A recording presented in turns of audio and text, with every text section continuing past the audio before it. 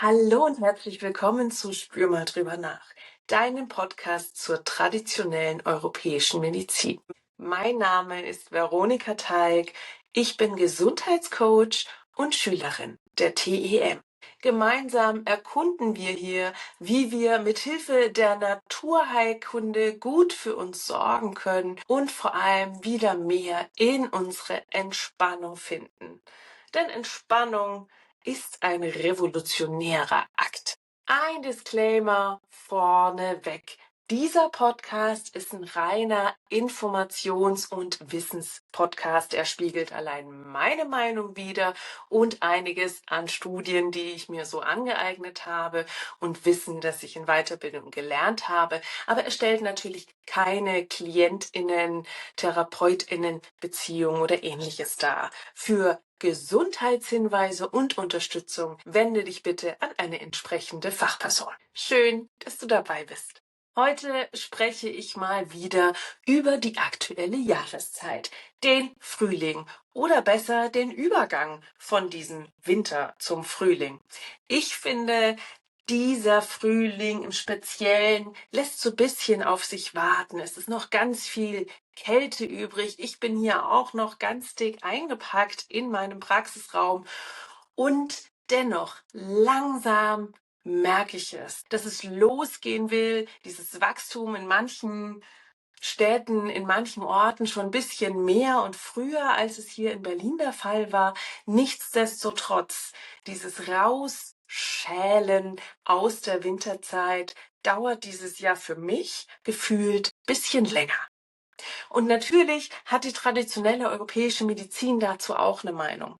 Und da geht's nicht einfach um diese Frühjahrsmüdigkeit, wie es so leichthin genannt wird, sondern tatsächlich um einen tieferen Wechsel. Einen Wechsel aus der Zeit von Herbst, Winter hin wieder ins Wachstum, in den Frühling, in Richtung Sommer. Es ist eine Wellenzeit, so ein Dazwischen, ein noch nicht ganz losgelassen haben von der Kälte und noch nicht ganz angekommen sein in der Wärme und in der Leichtigkeit.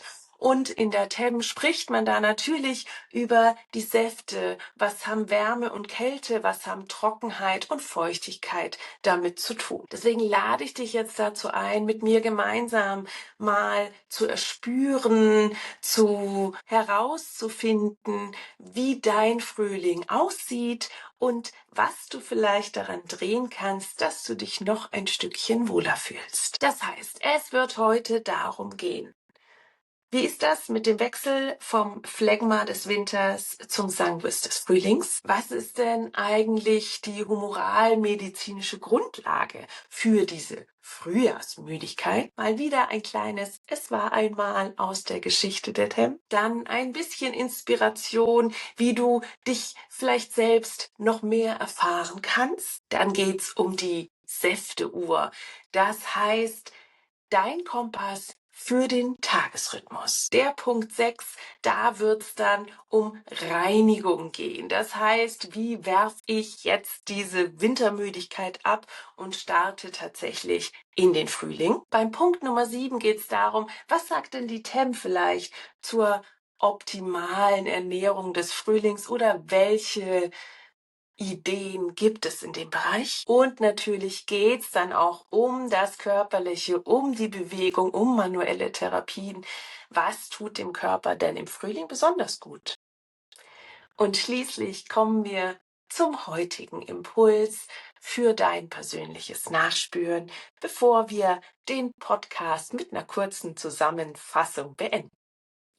Der Frühling ist, wie gesagt, so eine Phase des Übergangs. Und jeder Übergang, jeder Wechsel ist auch eine Chance. Du hast Möglichkeiten, hier besonders in der Prävention und in der Selbstwirksamkeit anzugreifen. Und in der TEM ist der Frühling die Zeit von Sanguis, vom Blut, mehr oder weniger übersetzt. Und Blut, Sanguis, hat die Qualitäten warm und feucht. Das heißt, da ist ganz viel Substanz da und da ist ganz viel Energie da, um Wachstum zu beginnen. Also wirklich ein wahres Frühlingserwachen mit Sangris. Aber bevor wir jetzt da so richtig durchstarten können, merken wir, da hängt noch was fest.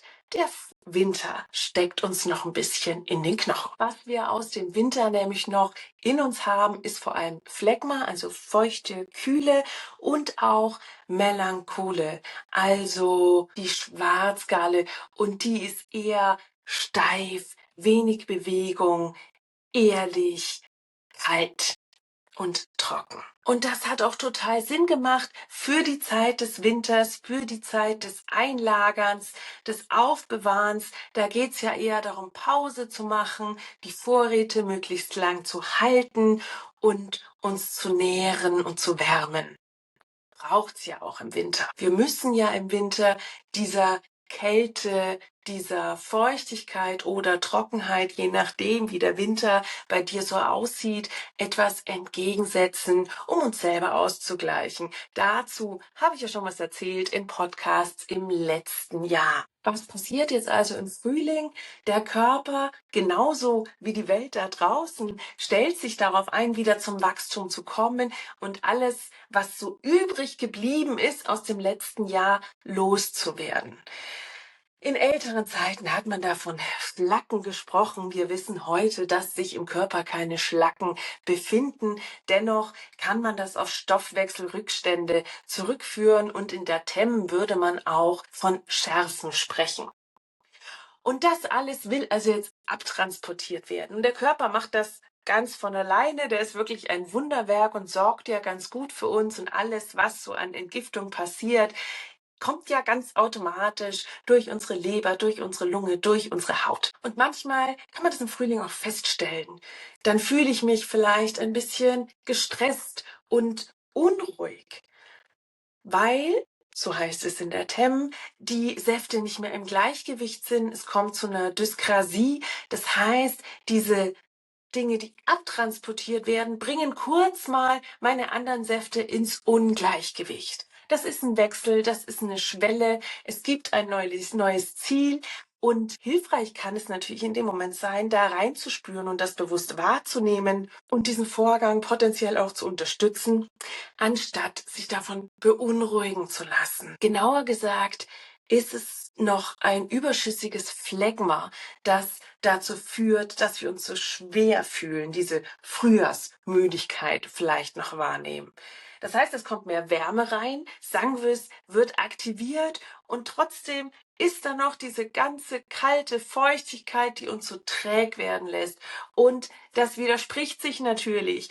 Und diese Verunreinigung des Blutes, sehr bildlich gesprochen natürlich, aber bildlich arbeiten wir in der TEM eben hauptsächlich, nennen wir Plethora. Das heißt, es gibt eine Blutfülle, aber die ist verunreinigt. Da möchte ich noch mal kurz einschwenken, einen kleinen Exkurs bringen, weil es mir ganz wichtig ist zu sagen, dass eben die TEM in Metaphern spricht und dass uns als Personen, die wir traditionelle europäische Medizin praktizieren, heutzutage auch komplett bewusst ist. Das ist vollkommen klar, dass da keine Gelbgalle und keine Schwarzgalle durch unseren Körper fließen. Nichtsdestotrotz sind es hilfreiche Bilder, um sehr komplexe körperliche Systeme begreiflich zu machen. Nicht nur Laien bzw. KlientInnen, die zu uns kommen, sondern auch uns selbst. Weil selbst mir als Heilpraktikerin, ich habe natürlich eine medizinische Ausbildung, nichtsdestotrotz, dieses Maß an Komplexität finde ich schwer zu begreifen. Medizinstudium macht das bestimmt noch mal besser, aber was bringt's mir, wenn ich dann so ins Detail gehe, dass ich das große Ganze wieder aus den Augen verliere? Also für mich persönlich sind tatsächlich diese Bilder der Säfte in der TEM total hilfreich, um die Ganzheitlichkeit, die Auswirkungen von Einzelteilen auf das große Ganze begreiflich zu machen und nachvollziehbar zu machen, warum diese Dinge passieren. Das nur noch mal so zwischendrin, dass es natürlich klar ist, wenn so bildliche Worte genutzt werden, auch wie Schlacken, wie Schärfen, wie Säfte, dann ist es klar, dass die nicht per se im Körper fließen, sondern dass es eine Idee ist, die das große Ganze zeigt. Und vielleicht kennst du selbst auch solche Symptome dieser Frühjahrsfülle. Und zwar, wenn du jetzt in dich hineinspürst und mal schaust in den letzten Wochen. Vielleicht war deine Müdigkeit stärker als gewöhnlich, eher bleiern, obwohl du ausreichend geschlafen hast. Vielleicht war dein Kopf häufiger schwer, was du vielleicht sogar als Brain Fog bezeichnen würdest, grob gesprochen. Und vielleicht hat sich deine Haut verändert, ohne dass du irgendwas anderes geändert hast. Und dann auch die Heuschnupfensaison. Die haben viele von uns bemerkt, die hat begonnen. Das heißt, eine verstärkte Allergiebereitschaft. Und auch der Verdauungstrakt macht so manchen Probleme am Anfang des Jahres. Das alles können Symptome sein deines Körpers zu sagen, hey, hier findet gerade Veränderung statt, spür mal rein, bemerk das und lass dich vielleicht auch zum Teil darauf ein, geh da mit, nicht im Sinne von halt das einfach aus, sondern sei wachsam dahingehend, was mit deinem Körper passiert.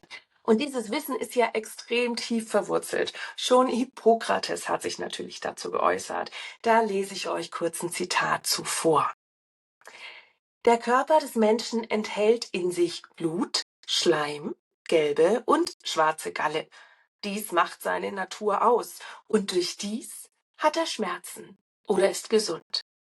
Im Frühling nun nimmt das Blut im Menschen zu, denn es ist dem Frühling am nächsten verwandt, da es warm und feucht ist. Im Sommer aber behält das Blut noch seine Kraft, doch erhebt sich die Galle im Körper und nimmt überhand bis in den Herbst hinein.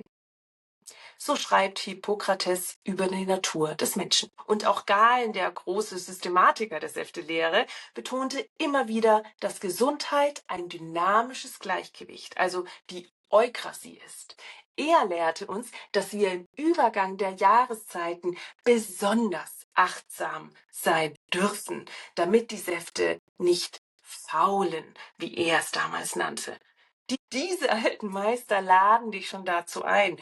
Spür mal drüber nach, wie zeitlos dieses Wissen ist. Dein Körper folgt auch heute noch diesen archaischen Rhythmen, egal wie digitalisiert die heutige Welt auch sein mag. Und auf das Thema Rhythmus komme ich ja immer wieder zu sprechen. Deswegen auch an dieser Stelle nochmal der Hinweis auf die Säfteuhr. Wir kennen das auch aus der TCM. Wer das von wem übernommen hat, ist gut möglich, dass es von der TCM in die TEM mit übertragen wurde. Nichtsdestotrotz, das zeigt mir eher, dass es so eine universelle Wahrheit in sich trägt. Und wenn ich mich an diesen Rhythmus halte oder orientiere vielmehr, dann kann mir das besonders viel Entspannung bringen.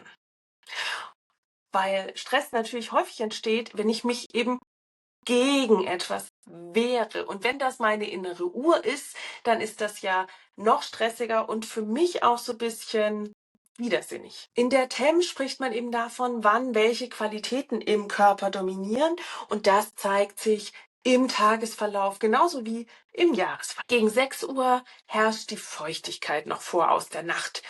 Die Zeit des Erwachens ist da, des Ausscheidens und idealerweise für die allererste Bewegung und ein bisschen warmes Wasser. Gegen 9 Uhr zu dieser Zeit häufig das Leistungshoch. Das heißt, ich habe hier viel Ressourcen, um auch komplexe Aufgaben erledigen zu können. Gegen 12 Uhr übernimmt dann die Wärme, das Mittagshoch. Hier ist der ideale Zeitpunkt, um mir die größte Mahlzeit zu gönnen, weil mein Verdauungsfeuer auch am heißesten brennt. 15 Uhr habe ich zwar ein kleines Leistungstief körperlich, nichtsdestotrotz für Gehirnaktivität, Reflexion etc. ist das ein ganz guter Zeitpunkt. Unter Umständen alle diese Hinweise in der Organuhr sind allgemeine Theorien. Das stimmt für die meisten Menschen, kann sich aber je nach Individuum verschieben, weil wir sind alle unterschiedlich. Also schau mal, trifft das auf dich zu, spür drüber nach, schaut deine Uhr vielleicht einen Ticken anders aus. 18 Uhr gehen wir dann in die Trockenheit über. Das heißt, vielleicht noch eine leichtere Mahlzeit und der Übergang zur Entspannung, zum entspannten Teil des Tages. Und um 21 Uhr schließlich bereitet sich dann der Körper regulär schon ein bisschen auf die Einschlafenszeit vor. Um 24 Uhr dann schließlich, zu einem Zeitpunkt, wo idealerweise schon geschlafen wird, ist dann die Tiefschlafphase in einer sehr kalten Zeit. Das heißt, nachts herrscht Kälte vor.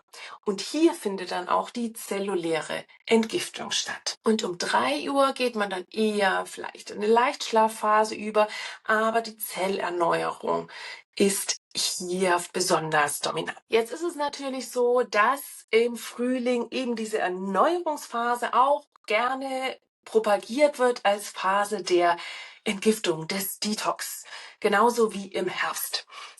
Es sind Phasen, die eben so einen Umbruch, so eine Schwelle mit sich bringen und da bietet sich das primär an. Ich persönlich habe da ja eine sehr zwiegespaltene Meinung davon, weil ich natürlich denke, mein Körper kann das mit der Entgiftung schon sehr gut alleine. Nichtsdestotrotz versuche ich auf seine Bedürfnisse zu hören. Und gerade jetzt, wenn er so diesen Impuls hat von schweres Loslassen und wieder in mehr Leichtigkeit kommen, ist das für mich kein Aufruf, eine Diät zu machen. Nichtsdestotrotz, wenn ich mir dann schaue, was da draußen gerade so wächst, dann ist für mich das ein guter Hinweis zu, ach ja, dann könnte ich das ja jetzt konsumieren. Und wenn man sich die Pflanzen da draußen jetzt gerade anschaut, das sind das primär Entgiftungspflanzen für die einen oder anderen Organe, für unterschiedliche Entgiftungsorgane eben. Und da geht es mir jetzt dann darum, okay, wenn mein Körper ohnehin loslassen möchte und klären will, dann unterstütze ich ihn eben dabei. Ich erzwinge nichts, ich höre darauf, was mein Körper mag und gehe mit. Deswegen, geh doch einfach mal vor die Tür, geh spazieren und schau, was schon so wächst. Was Frisches, Grünes gerade aus der Erde sprießt. Und das ist vielleicht besonders interessant. Der Bärlauch wächst jetzt, wenn du den gerne magst. Los geht's. Auf jeden Fall auch ein sehr reinigendes Kraut und sehr lecker. Für alle Knoblauchliebhaberinnen zumindest. Der Löwenzahn ist sehr bitter. Die jungen Blätter nicht ganz so doll. Und deswegen kann man es gerade jetzt sehr gut lösen. Das ist ein wahrer Säfte-Regulator, hervorragend zur Unterstützung der Leber und klärt das Blut. Und auch die Brennnessel ist total von Vorteil. Sie reinigt auch das Blut und das Bindegewebe, ist unglaublich schmackhaft. Ja, die ist auch sehr wehrhaft. Aber das finden wir tatsächlich ja auch sehr gut, denn der Konsum von Pflanzen und die Vorteile, die die mit sich bringen, liegen häufig daran, dass wir dann die Abwehrkräfte der Pflanzen nutzen. Und deswegen denke ich, eine Pflanze, die so wehrhaft ist, kann ja nur von Vorteil sein. Auch tatsächlich mit ihrer Wehrhaftigkeit. Also ein beabsichtigtes Brennen hat auch seine Vorteile. Sprechen wir mal wann anders drüber. Jetzt gerade mag ich Brennnessel total gern als Frischsaft zum Beispiel oder als Spinat oder in Knödeln, in Semmelbröselknödeln oder ähnlichem. Eigentlich in allem, wo man auch Spinat an sich benutzen kann. Klar, sei vorsichtig beim Pflücken, wenn du wenn du noch nicht so wirklich Freundschaft mit ihr geschlossen hast, und mach sie auf jeden Fall klein, mach sie auf jeden Fall warm, damit sie ihre Brennkräfte verliert. Was auch noch eine ganz großartige Pflanze ist, weil ich finde, immer wieder die Lymphdätigkeit wird zu sehr vergessen. Dabei ist sie so unglaublich wichtig. Und gerade wenn es um Leichtigkeit und Loslassen im Frühling geht. Und da ist besonders von Vorteil das Klettenlabkraut oder Galium-Aparine. Das wächst auch an so mancher Stelle gerade sehr stark, ist leicht zu erkennen, weil es eben kleben bleibt an Kleidung vor allem oder am Hundefell, wenn man spazieren geht. Und davon frisches Kraut abgenommen, in Wasser geschmissen über Nacht und am nächsten Tag das Wasser getrunken. Da ist schon genug von dem Kraut sozusagen, von der Heilkraft des Krautes mit drin und die unterstützt eben die Lymphfunktion. Es gibt natürlich noch ganz, ganz viele andere, aber wir können uns darauf konzentrieren. Und wenn du was anderes siehst, was in deiner Umgebung besonders raussprießt zum jetzigen Moment, dann schau doch mal nach. Vielleicht taugt das ja auch genau dafür, um zu helfen. Du musst es hundertprozentig genau bestimmen können, damit du natürlich nichts Giftiges zu dir nimmst. Ich mag die App Flora Incognita. Die ist natürlich auch nicht hundertprozentig exakt, aber kann einem schon mal einen guten Anhaltspunkt liefern, um sich dann genauer zu informieren. Aber ich vertrete eben die Meinung, dass die Sachen, die um mich rum vor allem wachsen, auch die sind, die mir vor allem gut tun können oder mich in meinem Alltag besonders gut unterstützen können. Abgesehen von Heilpflanzen kann ich natürlich auch andere Maßnahmen nutzen.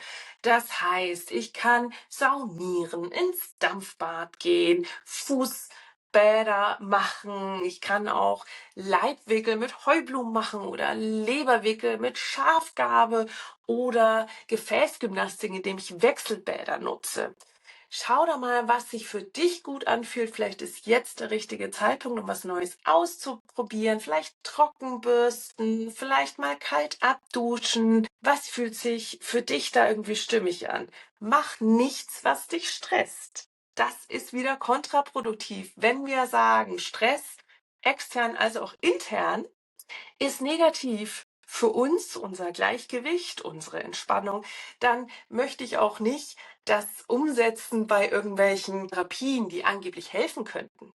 Und das ist tatsächlich meine Philosophie, zu sagen, hey, natürlich, es gibt unterschiedliche Vorschläge an Therapien, aber wenn sich das für dich nicht gut anfühlt, wenn dich das eher nervt, wenn das eher zu eklig ist für dich, dann tut es nicht. In seltenen Fällen ist es so, dass es trotzdem absolut notwendig ist in der Naturheilkunde. Häufig gibt es dann immer noch Alternativen, die besser passend sein können. In einem ähnlichen Feld befinden wir uns auch, wenn wir übers Essen sprechen. Natürlich ist es schön, wenn ich im Frühjahr wieder mehr Leichtes zu mir nehme, weil es ja auch wieder mehr verfügbar ist. Vielleicht habe ich auch einfach die ganzen Kompotte, das ganze Eingekochte, die Eintöpfe satt und freue mich jetzt mal wieder über was Frisches, über einen Feldsalat oder Vogelsalat oder Rapunzelsalat, wie du auch immer ihn nennen möchtest. Ich habe gerade den letzten noch aus meinem Garten gesammelt, bevor er wieder zu schießen beginnt. Aber genau das ist es, was mir gerade Freude macht, mal wieder was Frisches, Leichteres zu integrieren. Und dass das eine ganz traditionelle Thematik ist, sehen wir zum Beispiel an sowas wie der Gründonnerstagssuppe. Ja, vor allem in Frankfurt etc. vertreten, aber Grundlage dieser Suppe ist ja, welche neuen Kräuter wachsen jetzt gerade draußen und die schmeiße ich alle zusammen und mache eine Suppe draus. Das heißt, die ersten grünen Kräuter des Jahres werden genutzt. Das können genauso Brennnesseln sein, der Girsch, der Löwenzahn, die Vogelmiere, die Schafgarbe. Alles, was jetzt zu finden ist und grün ist und essbar ist, kann ich konsumieren. Und damit kriege ich direkt Bitterstoffe rein, die die Leber, die Galle, die den Fettstoffwechsel richtig anregen und wach machen, wieder ein bisschen diesen Schleim in Bewegung bringen. Und dann kann ich natürlich auch in meinen anderen Lebensbereichen wieder ein bisschen mehr Dynamik reinbringen, um wieder mehr in Bewegung zu kommen und meine Säfte in Bewegung zu bringen. Zum einen ist es vielleicht wieder angenehmer, früher aufzustehen. Die Sonne ist auch schon wieder früher wach, dann kann ich das vielleicht auch wieder anfangen und mit dem Tageslicht in Bewegung kommen. Bewegung an der frischen Luft macht jetzt auch wieder so viel mehr Spaß und ist natürlich immer zu empfehlen. Und auch ein Reaktionstraining. Was ich damit meine, ist sowas wie die bewusste Nutzung von Reizen im Sinne von Kälte oder Wärme. Und mein liebstes Reiztraining, Reaktionstraining ist tatsächlich morgens barfuß nach draußen zu gehen. Ja, ich habe da ein Stück Wiese und deswegen ist es natürlich besonders angenehm. Aber es bringt mir zwei Sachen. Ich kann zum einen direkt wahrnehmen, wie das Wetter ist. wie sich das heute so anfühlt und mich da so ein bisschen drauf einstellen, wenn ich tatsächlich das Haus verlasse und mitkriege, wie die Umgebungstemperatur ist und nicht, wie die Heizungsluft ist oder Ähnliches. Und zum anderen kriegt mein Körper direkt den Impuls, sich darauf einzustellen, weil meine Füße ja wahrnehmen, wie warm oder kalt ist es denn gerade, und mein Körper reagiert darauf und versucht das auszugleichen. Und wenn ich meinen Körper darin trainiere, kann er das auch immer besser. Deswegen ist ja dieses Tauchen im Eiswasser so unglaublich beliebt, weil meine Reaktionsfähigkeit damit sehr trainiert wird. Aber es muss gar nicht so krass sein, um hilfreich zu sein. Das heißt, so ein bisschen kaltes Abduschen, und auch es muss nicht der ganze Körper sein. Vielleicht die Füße, vielleicht die Waden. Fang langsam an, mach's angenehm für dich. Wie gesagt, nicht übertreiben. Und eben auch dieses Trockenbürsten. Und mal schauen, welche Form der Bewegung taugt dir denn? Ist das, was du jetzt den ganzen Winter gemacht hast, noch angenehm? Willst du andere Bewegungen mit reinnehmen? Willst du wieder mehr spazieren gehen, das Fahrrad herrichten und wieder aus dem Schuppen holen, aus dem Keller holen? Gibt's irgendwas, wo du sagst, diese Bewegung fände ich schön. Es gibt so viele Möglichkeiten für Bewegung, ob kostspielig oder nicht. Probier mal was Neues aus. Der Frühling lädt uns dazu ganz intensiv ein. Und nach diesen theoretischen Informationen und Anregungen lade ich dich jetzt dazu ein, dir einen Moment für dich selbst zu nehmen. Einen Moment zum Nachspüren. Sozusagen deine innere Frühlingsinventur.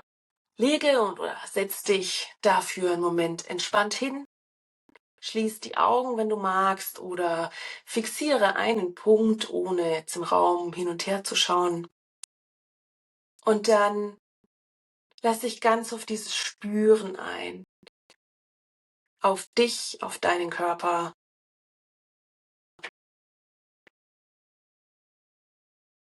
Gönn dir 3 tiefe Atemzüge, um in diesem Moment anzukommen. Tief ein in den ganzen Oberkörper und genauso tief wieder ausatmen. Und mit jedem Ausatmen lass mehr los. Alles, was da draußen ist, was getan werden muss, ganz egal. Ein kurzer Moment nur für dich und deinen Körper. Und dann wandere durch deinen Körper und schau mal, wo du noch Winterphlegma entdecken kannst. So eine Schwere, die dich besonders in den Boden drückt, die dich besonders auf der Erde hält. Vielleicht spürst du diese Schwere vor allem in deinen Beinen. Vielleicht spürst du die Schwere vor allem in deinem Kopf, der noch nicht ganz so flexibel reagieren will. Vielleicht nimmst du die Schwere besonders in deinem Bauch wahr. Und bewerte die Schwere nicht, die du da findest, sondern nimm sie einfach nur wahr. Beobachte sie. Notiere dir gedanklich, wo sie steckt. Und dann mache ich dich auf die Suche nach der Wärme. Wo hat sich der Frühling schon in deinem System breit gemacht? Vielleicht kannst du es irgendwo wirklich als Temperaturunterschied wahrnehmen. Vielleicht spürst du irgendwo ein Kribbeln, ein bisschen mehr Lebendigkeit und Leichtigkeit. Oder den Impuls, dich zu dehnen und zu bewegen. Und auch hier, nimm einfach diesen Moment nur wahr.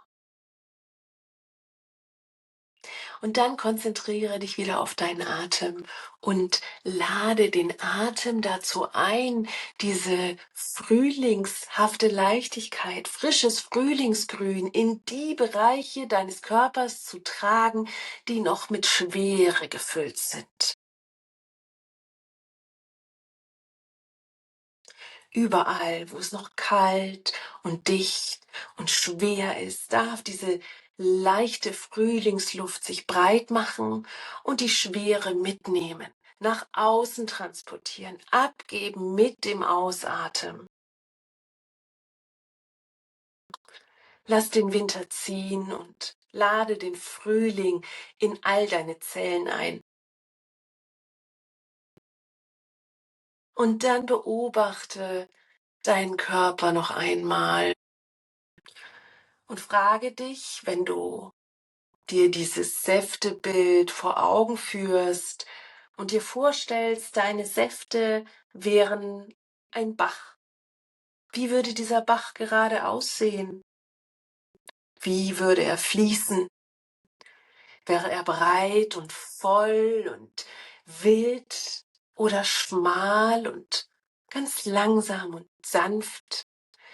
Wäre er eher schlammig und dunkel oder ein ganz klarer, kalter Gebirgsbach? Warmes Wasser, kaltes Wasser?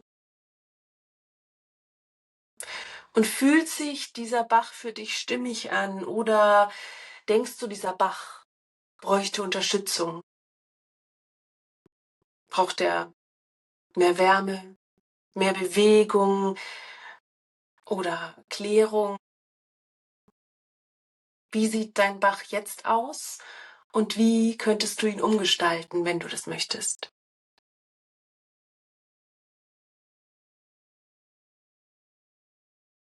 Speichere dir diese Bilder ab. Und vielleicht magst du diese Übung mit durch den Frühling tragen und immer mal wieder darauf zurückkommen und einchecken, wie geht es dir gerade? Wo steckt noch Schwere? Wo ist die Leichtigkeit? Wie sieht's gerade bei dir aus? So kannst du die Theorie, von der ich jetzt am Anfang gesprochen habe, gut in deinen Alltag, in dein Sein integrieren. Denn darauf kommt es eigentlich am Ende an, dass du wahrnehmen kannst, wie es sich gerade anfühlt, wie ist deine Ist-Situation und dass du feststellen kannst, was dir gut tut. Was möchtest du in dein Leben, in deinen Alltag einladen? Ich freue mich sehr, dass du bis zum Ende dabei geblieben bist. Und ja, der Übergang vom Winter zum Frühling ist eine ganz sensible Phase, eine hochempfindliche Phase für unseren Säftehaushalt, wo sich ganz viel verändern kann. Nicht muss, wir sind alle unterschiedlich und reagieren auch unterschiedlich stark auf unsere Umgebung. Nichtsdestotrotz, die TEM lädt uns dazu ein, unsere Säfte bewusst wahrzunehmen, mehr Schwere gehen zu lassen und Leichtigkeit einzuladen. Deswegen hier nochmal zusammengefasst ein paar Schritte für Selbstwirksamkeit in der Frühlingszeit. Reflexion. Schaue, wo du deine Säfteuhr festmachen kannst und schau, wo du damit Stress minimieren kannst. Unterstütze die Reinigung deines Körpers, die er sowieso schon vornimmt. Schau mal, wie du Löwenzahn, Brennnessel und das Labkraut vielleicht in deinen Alltag integrieren kannst. Ernährung. Vielleicht hast du Lust, mal wieder mehr Bitterstoffe auf deinen Teller einzuladen. Dann der Punkt Bewegung. Wir wissen, mehr Bewegung ist immer mehr gut, außer auch hier wir übertreiben. Aber schaue, ob du auch hier flexibler werden kannst, vielleicht mit unterschiedlichen Reizen auch, wie Wechselbäder oder Kältereizen. Und schließlich, er wirkt zu klein. Der letzte Punkt und so wichtig, deine eigene Wahrnehmung, dein Erspüren. Was brauchst du in diesem Moment?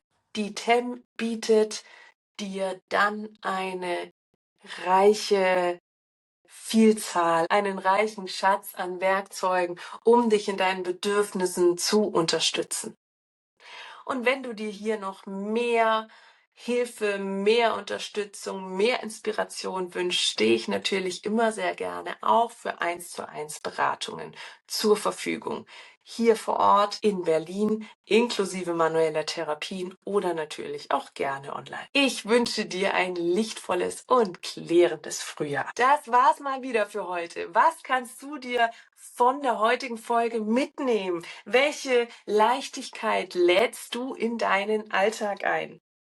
Schreib mir gerne darüber, schreib mir eine E-Mail an info@spürmal.de oder eine persönliche Nachricht auf Instagram oder Facebook an Veronika Teig zusammengeschrieben. Meine Website ist zu erreichen unter www.spürmal.de mit UE geschrieben. Hier kannst du dich auch gerne für meinen Newsletter eintragen.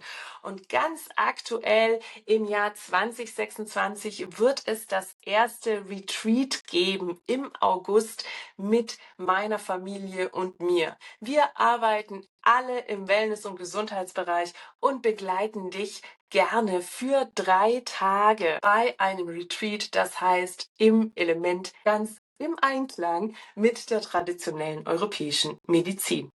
Ich freue mich, wenn du dabei bist. Ich freue mich, wenn du auch das nächste Mal wieder bei diesem Podcast dabei bist. Und ich danke dir herzlich für deine Zeit, fürs Dabeisein. Bis zum nächsten Mal.